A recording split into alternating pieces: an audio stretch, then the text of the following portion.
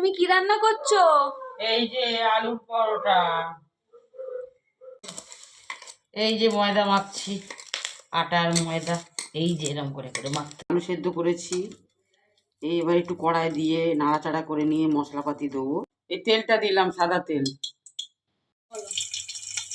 পেঁয়াজ দিলাম, এই দেখো টমেটো দিচ্ছি, আলু দিলাম।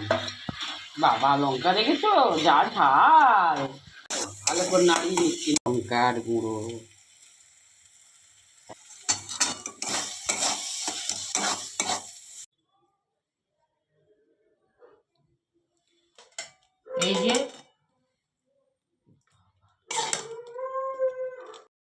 এই যে পরোটা বেলছি আলুর,